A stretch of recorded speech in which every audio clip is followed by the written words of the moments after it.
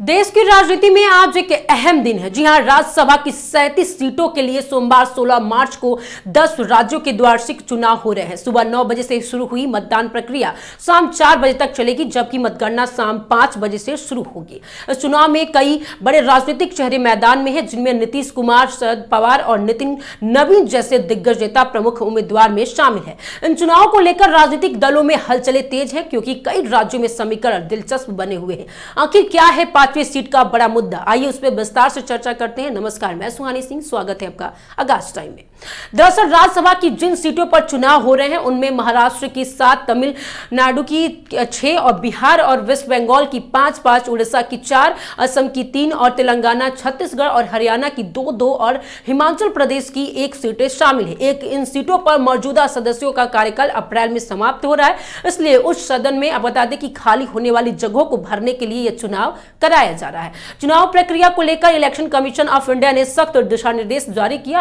आयोग ने स्पष्ट किया है कि मतदान के दौरान विधायकों को केवल रिटर्निंग ऑफिसर द्वारा उपलब्ध कराए गए बैगनी रंग के स्केच पेन से मतपत्र का वरीयता अंकित करना होगा। किसी अन्य पेन से इस्तेमाल की अनुमति नहीं होगी। इसके अलावा चुनाव की पारदर्शिता और निष्पक्षता सुनिश्चित करने के लिए पर्यवेक्षकों की भी नियुक्ति की गई है, जो पूरी प्रक्रिया पर नजर रखेंगे। इसी बीच बिहार की 5 सीटों को लेकर मुकाबला खास दिलचस्प हो गया है। बिहार विधानसभा परिसर में सोमवार सुबह 9 बजे से मतदान शुरू हो गया, जहां पे विधायकों ने अपने मताधिकार का प्रयोग करना शुरू कर दिया। इस चुनाव में सत्तारूढ़ राष्ट्रीय जनतांत्रिक गठबंधन यानी एनडीए के 5 और विपक्षी दल के राष्ट्रीय जनता दल का 1 उम्मीदवार मैदान में है। एनडीए की ओर से नीतीश कुमार, नितिन नवीन और केंद्रीय मंत्री रामनाथ ठाकुर, उपेंद्र कुशवाहा और भाजपा के शिवेश कुमार उम्मीदवार बनाए गए हैं। वहीं गठबंधन की ओर से अमरिंदर धारी सिंह मैदान में है। संख्या बल के हिसाब से देखें तो बिहार में एनडीए की स्थिति मजबूत मानी जा रही है। 243 सदस्यीय विधानसभा में एक राज्यसभा सीट जीतने के लिए कम से कम 41 वोटों की जरूरत होती है, जबकि एनडीए के पास लगभग 202 विधायकों का समर्थन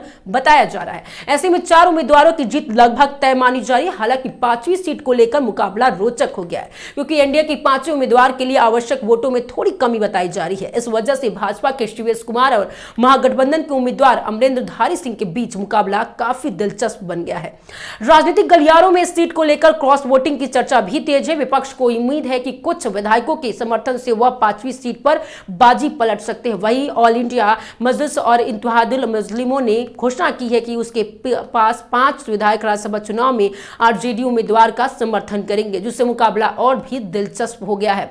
दरअसल राज्यसभा का एक स्थायी सदन में है, जिसे भंग नहीं किया जा सकता। इसके सदस्यों का कार्यकाल 6 वर्ष का होता है और हर 2 साल में 1/3 सदस्य रिटायर होते हैं। इसी वजह से खाली होने वाली सीटों को भरने के लिए 2 वार्षिक चुनाव आयोजित किए जाते हैं, ताकि उस सदन में निरंतर और अनुभव बना रहे।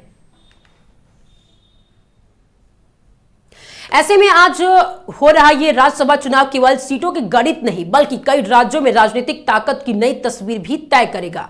खासकर बिहार की 5वीं सीट पर सबकी नजरें टिकी हुई हैं, जहां नतीजे यह तय करेंगे कि सत्ता पक्ष की रणनीति भारी पड़ती है या विपक्ष कोई बड़ा उलटफेर कर सकता है। अब ये तो आने वाला वक्त बताएगा। हमें कमेंट करके जरूर बताएं और देखते रहे आगाज टाइम।